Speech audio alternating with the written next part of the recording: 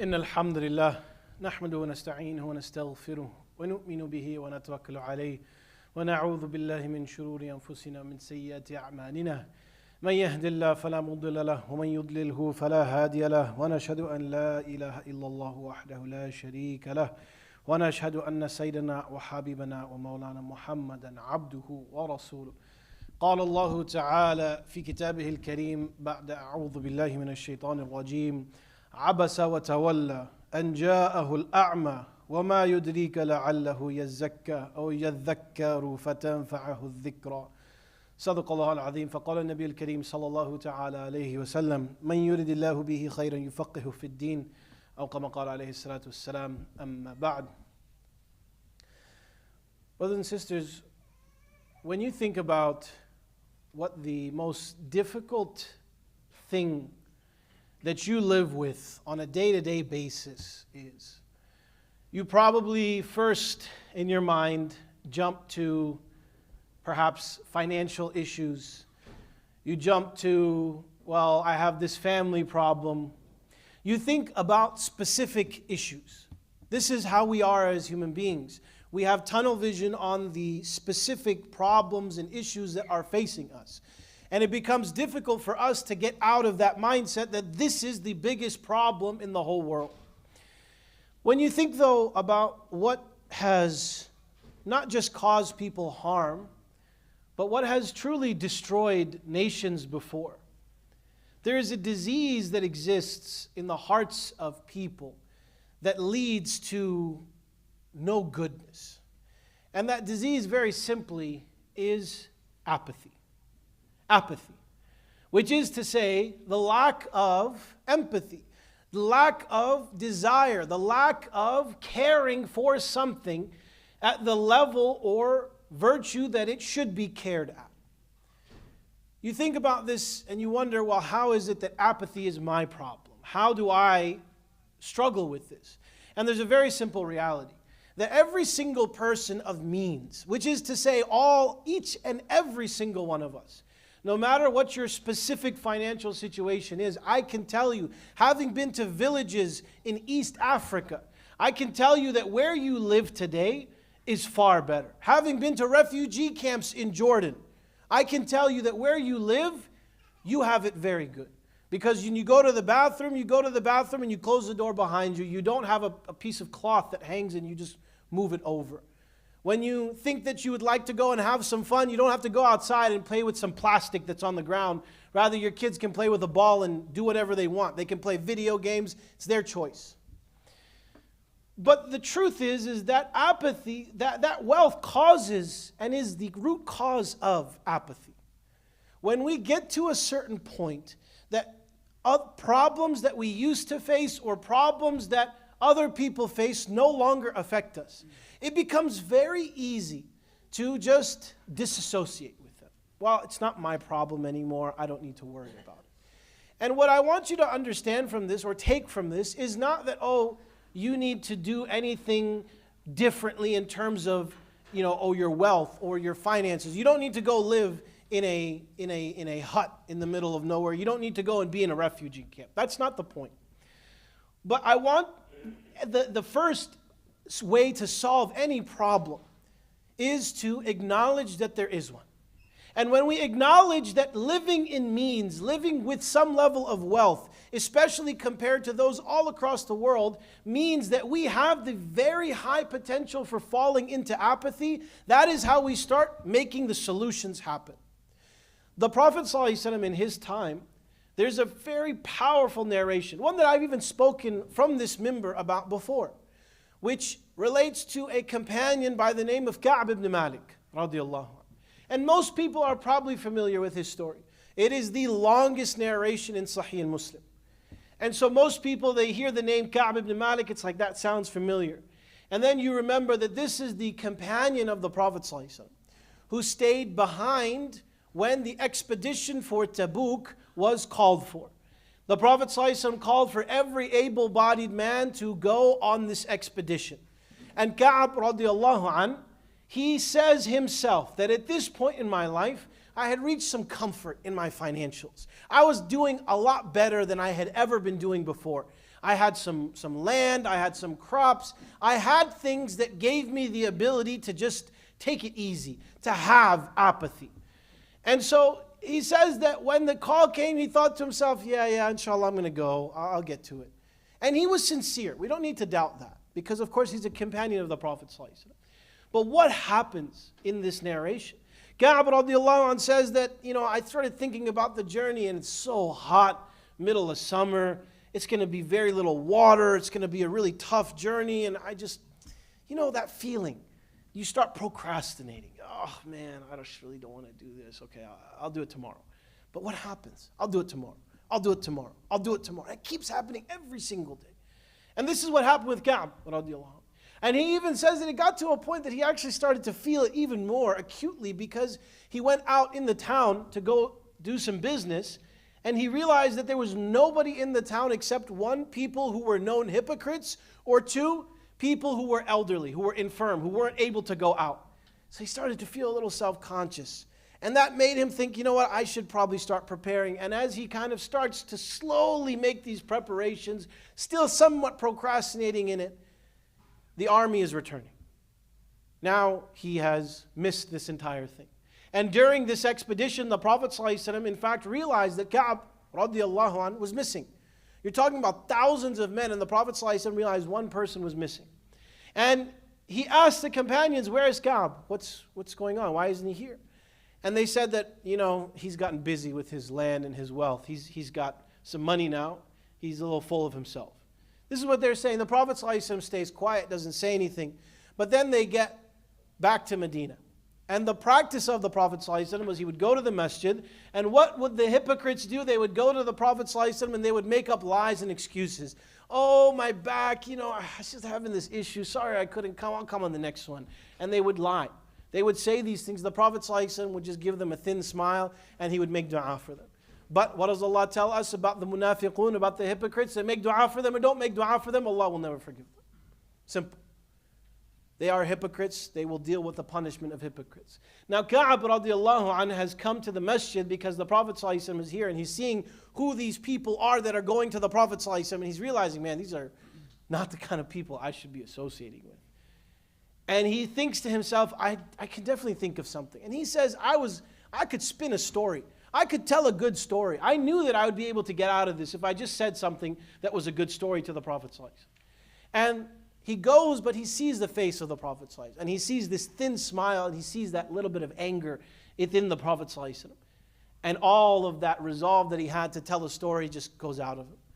And he tells him the truth. He says, Ya Rasulullah, I was going to lie to you, honestly. He just tells him straight up, I was going to tell you a lie. But I decided that I would tell you the truth. The truth is, I got lazy. I messed up. The Prophet ﷺ tells him, Allah will judge between you and with your companions as well. Allah will judge for you. And you now need to just leave, and you will basically be a leper for all intents and purposes. Meaning what? That he was put in a position where everybody was basically ignoring him. So he spends a significant amount of time. And there's two other companions who are also in the same position. Their wealth, their inability, whatever it was, that put some level of apathy in them. And it stopped them from taking the steps necessary to do what they were supposed to do. And the Prophet ﷺ and the companions are just ignoring them because this is the order from Allah subhanahu wa ta'ala. He spends over 40 days, it mentions 50 days, within this state. That he is constantly just coming around to the masjid and praying his salah, and nobody talks to him. He sees out of the corner of his eye the Prophet ﷺ glancing and looking at him, but when he turns to the Prophet ﷺ has also turned away. Because he had to go through this. He had to feel the consequences of his actions. And he did. And there were so many things that came, and I don't need to go into the complete depth of the story. But Ka'b ibn Malik radiallahu anhu was also tried. There were people who tried to come. There were messages that were sent to him that said, hey, we hear that your companion's not treating you well. Speaking about the Prophet ﷺ, you can come to us. We'll take care of you. He says he threw that letter in the fire. And he just kept going. He just kept trying to live, kept trying to get through the next day. At the end of it, Ka'b ibn Malik radiallahu anhu is given ultimately redemption. Because Allah subhanahu wa ta'ala reveals the verses which free him from this. And the judgment comes that Ka'b has been forgiven for what he did. And there's a beauty to that, right? That a man commits a mistake, a sincere individual does something that is not the ideal, that does something that's not for the best. And in spite of his mistake, in spite of what he does, Allah subhanahu wa ta'ala sends eternal judgment on him in the Quran that says he has been forgiven for his transgression. And Ka'b radiallahu an is, of course, so relieved. And when he goes to the masjid for the first time, before he goes, when he gets a word that this has happened, he actually takes off his shirt and throws it, says, "This is a gift for you, I don't care." And in fact, he had to go find another piece of cloth to go then to the masjid. And he goes to the masjid and he says that another companion of the Prophet ﷺ saw me and he was so excited to see me and so happy that I was in this position. He came and he shook my hand. He said, "Congratulations." He says, "I never forgot that moment." And then he went to the Prophet ﷺ and the Prophet ﷺ saw him and he smiled. He went through such an ordeal in that time. And ultimately, he was given a judgment that was in his favor.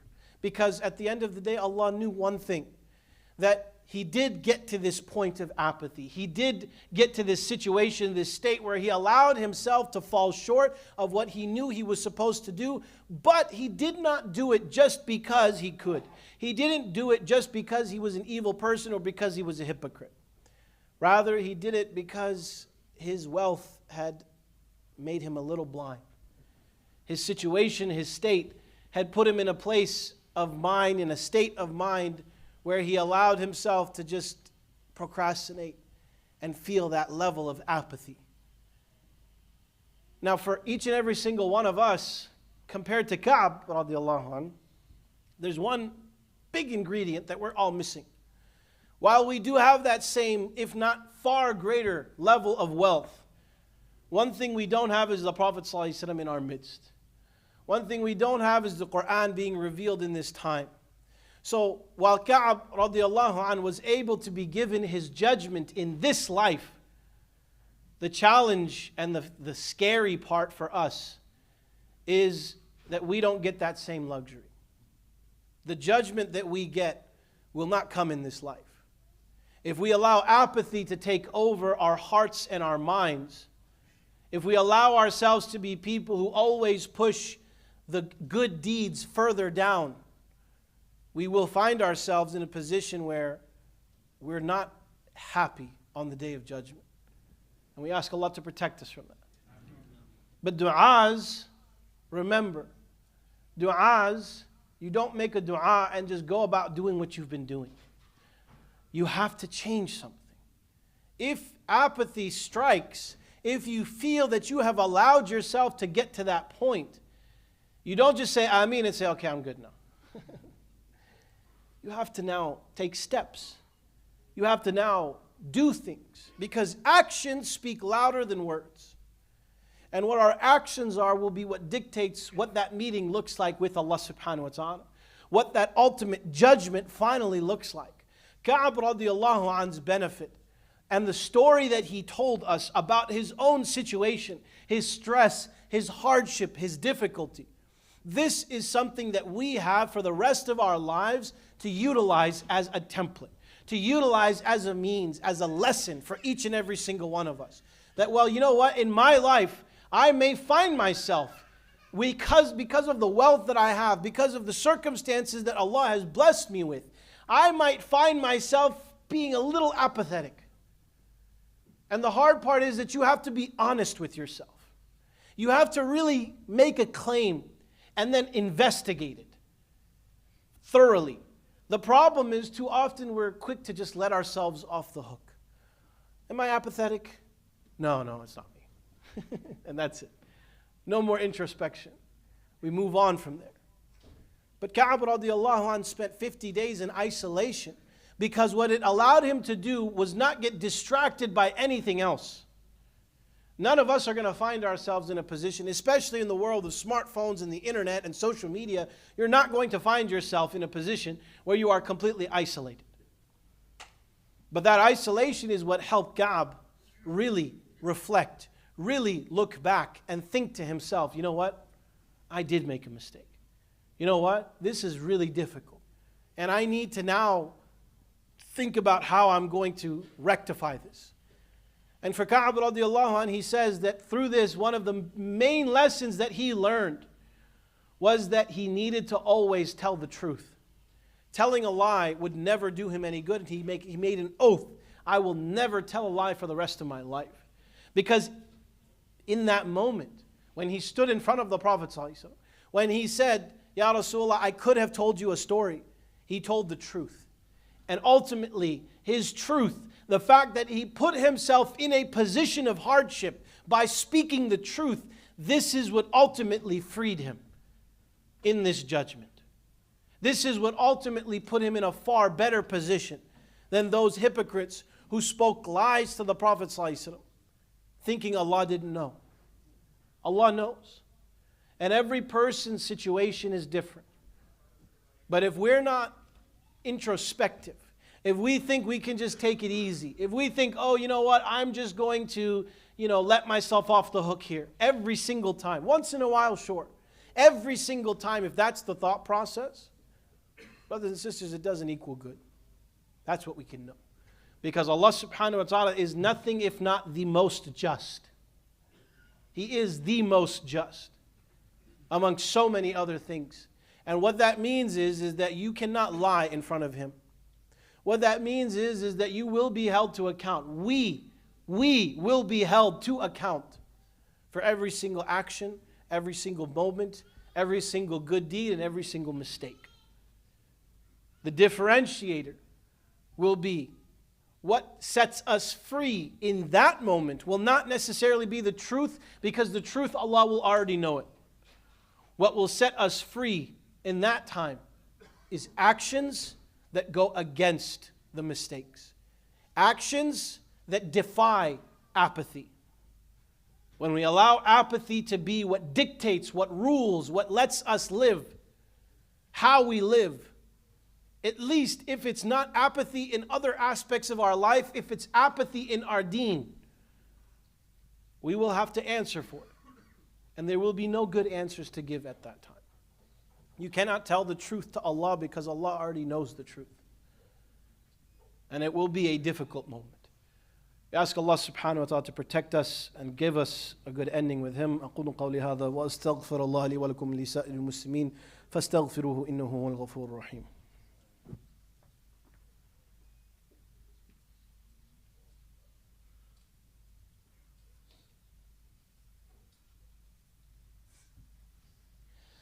بسم الله الرحمن الرحيم الحمد لله رب العالمين والصلاة والسلام على سيد المرسلين سيدنا ونبينا محمد وآله وصحبه وسلم أما بعد. Brothers and sisters, like I said, apathy. What is that? Another word, complacency. Well, I'm good. That's the thought process. It's not about me. That's the thought process. Apathy, you know what it looks like? It looks like somebody coming to Jummah and chilling on their phone. That's what it looks like. It's somebody coming to a place and literally doing nothing of value. In fact, negating any value that they get just because they have an addiction, or just because, if they're not going to admit to an addiction, just because of the fact that they cannot tear their eyes away from something for 30 minutes. Apathy is that I have to sit in a masjid and listen to something. Oh, I can't do that. Apathy is, oh, they're having a program, I have to drive to the masjid. I can't do that. Apathy is, Jummah starts at 1:15. You know what? It's all good. I'll go at 1:30. I'll catch the salah. It's apathy. Let's be honest. If we're being honest, then at least we can perhaps solve the problem. If we continue to lie to ourselves and say, inshallah, yeah, it's good, no problem, brother, we'll never solve the problem. We'll never fix anything. And I think so often about that moment where the Prophet ﷺ was speaking to an enemy of Islam, because the Prophet ﷺ wanted to get him to accept Islam, Utbah ibn Rabi'ah. And the Prophet ﷺ is speaking to him and he's trying to give him this da'wah, and he's continuing, and this old blind man comes up to the Prophet ﷺ, and the Prophet ﷺ, he gets a little bothered by this. He frowns. And Allah subhanahu wa ta'ala sends these verses, عَبَسَ وَتَوَلَّى أَنْ جَاءَهُ الْأَعْمَى. He frowned that a blind man came to him. Frowned and turned away because a blind man came to him. And then Allah subhanahu wa ta'ala continues to make it clear to the Prophet ﷺ that this individual who you're speaking to wants nothing to do with what you're trying to give. He doesn't want what you're trying to sell him, so to speak. Whereas this individual who's coming to you, who is sincere, وَهُوَ يَخْشَى, and he has fear of Allah, he has concern, care, he is the furthest thing from apathetic. Utbah ibn Rabi'ah was wealthy, he lived in comfort, he was apathetic. He did not want to hear, he did not want to change. Allah subhanahu wa ta'ala says that this person who's coming to you, you're not turning to him, while the one who's turning away from you, you're focused on him. أَمَّا مَنِ اسْتَغْنَى فَأَنْتَ لَهُ تَصَدَّقْ. You're focused on him. You're trying to push him. وَمَا عَلَيْكَ أَلَّا يَزَّكَّى. What's it going to do? What are you going to understand as far as his rectification comes? What's it going to do for you if he becomes rectified? وَأَمَّا مَنْ جَاءَكَ يَسْعَى. But the one who's coming to you, who's actually asking for it, وَهُوَ يَخْشَى فَأَنْتَ عَنْهُ تَلَهَّى. You're not focused on this individual. You're not thinking about him. Brother, scoot up, please. Fill in the gaps in front of you. The one who's coming to you sincerely, asking, thinking, trying to learn, you are not focused on him. The one who wants nothing to do with you, you're trying to push him. What does that have to do with this? I think about Utbah ibn Rabi'ah. And this man lived a life, and we only remember him because of his proximity to the Prophet ﷺ, and what we recognize is likely his eternal damnation in hellfire. That's why we know Utbah ibn Rabi'ah. And you know what fueled that descent? Do you know what put him and set him up to be in that position? Was his apathy, his complacency. That is what put him in that position. A person who is not complacent doesn't say, oh, I'm good, I don't need it. How awful would it be to live a life where we are performing good deeds? We believe in Allah, we do some things that we're supposed to do, maybe miss a few here and there. But because the attitude we have is more like the attitude of Utbah ibn Rabi'ah, rather than the attitude of the Prophet ﷺ or the companions, that all of it becomes useless. How awful would that be? What would be the benefit then? To do these deeds, to do these actions, and this is truly what I fear. Because we live today in a time where it is very easy, because of the comfort we live in, the ease we have, to just, I'll do it next time. What did Ka'b radiallahu anh say? Ka'b said, I'll do it tomorrow. Guess what happened? He kept saying it. Utbah ibn Rabi'ah didn't want to listen to the Prophet ﷺ. He didn't want to hear what he had to say. And ultimately what happened? He was killed on the battlefield as a mushrik. Wealth brings complacency. It brings apathy. This is not a debate. This is not a conversation. This is a fact. Because when you have wealth, you don't have the problems you had before. And when you don't have the problems you had before, you know what you start to do? You know what? I think I'll just relax here this time. And there's nothing wrong with relaxing, to be clear. No problem with taking it easy. The problem is every single time taking it easy. Now, when you hear these words, brothers and sisters, the first instinct almost everybody is going to have was, well, that's not me. I don't need to worry about it. And hopefully that's true. But let's think about what are actions that define, make clear, show apathy. If you're the type of person who gets up when the announcements are being mentioned because you don't have the time to listen, to hear, and then there's something going on and you say, why didn't I know about this? Why didn't you tell me? That's apathy. You're in that category of being apathetic. If you're the type of person who thinks that the lights in here stay on because every single month there is some magic or karama, some kind of miracle that Allah sends that pays the bills, if you think that the parking outside happens because Allah says be and the cars are parked, you're apathetic. Because you're not putting in time. You're not investing in your own community. These are people who would do so much for you. And more importantly, these are people who can and inshallah will testify. Like Allah subhanahu wa ta'ala tells us in a hadith Qudsi about the people who will be thrown into hellfire. And then there will be individuals who say, where is this person? Ya Allah, no, this person can't go to hell.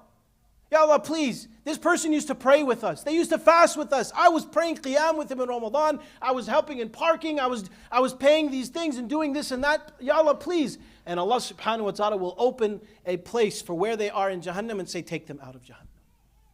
That's what that community can do for you. No, I'm good. I don't need that. Who are we kidding? Who are we trying to fool? And you know, the thing I see as the biggest, the most frustrating level of apathy is thinking that our children, our community's children, will be able to survive in this environment with their faith, will be able to live in this society with their faith, will be able to have children who know their faith because we go and send them to Islamic school, or we send them to Sunday school once a week. Or we send them to Islamic school and we don't know anything ourselves to teach them at home.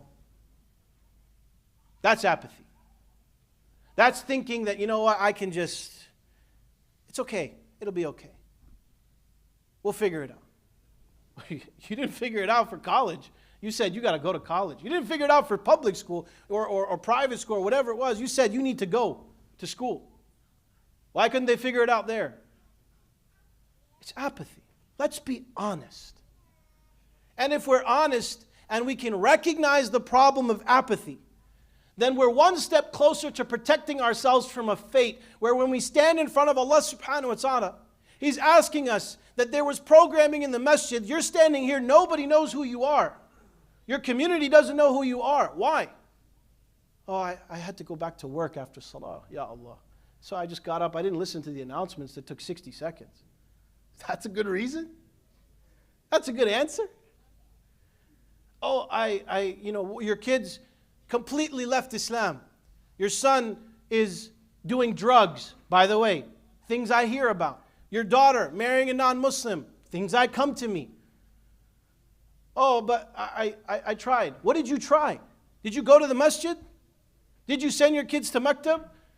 Did you put in the effort that was necessary? Oh, no, it was too much. Okay then. As long as we're comfortable with it. Just to be clear, every person answers for their own souls. As long as we're comfortable with that being the answers. Brothers and sisters, as long as we're comfortable, that's okay. But the truth is, I don't think anybody would be. When you hear about things, brothers and sisters, when there's announcements, take 60 seconds. For Allah's sake, if no one else. Just listen to what the poor brother wants to announce. When you hear that there's a program happening at the masjid, or there's a maktab which is now starting, or there's other programs, listen, think, make it work. Don't be apathetic. Do what it is that you can do to protect yourself. Unless you're comfortable with a bad answer, unless you're comfortable standing there in front of Allah, sitting and saying, yeah, I just got busy. Oh, I got a text. If you're comfortable, great. But I have a feeling most of us aren't. I advise all of us, brothers and sisters, to remove this disease of apathy from our hearts. And I leave you with that. May Allah subhanahu wa ta'ala free us from it, protect us from it, and allow us to come together as a community that helps one another without apathy in our hearts. اللهم صل على محمد وعلى ال محمد كما صليت على ابراهيم وعلى ال ابراهيم انك حميد مجيد اللهم بارك على محمد وعلى ال محمد كما باركت على ابراهيم وعلى ال ابراهيم انك حميد مجيد ربنا آتنا في الدنيا حسنة وفي الآخرة حسنة وقنا عذاب النار ربنا ظلمنا أنفسنا وإن لم تغفر لنا وترحمنا لنكونن من الخاسرين ربنا تقبل منا إنك أنت السميع العليم وتب علينا يا مولانا إنك أنت التواب الرحيم عباد الله إن الله يأمر بالعدل والإحسان وإيتاء ذي القربى وينهى عن الفحشاء والمنكر والبغي يعظكم لعلكم تذكرون اذكروا الله العظيم يذكركم واشكروه يزدكم واستغفروا يغفر لكم واتقوا يجعل لكم من أمركم مخرجا وأقيموا الصلاة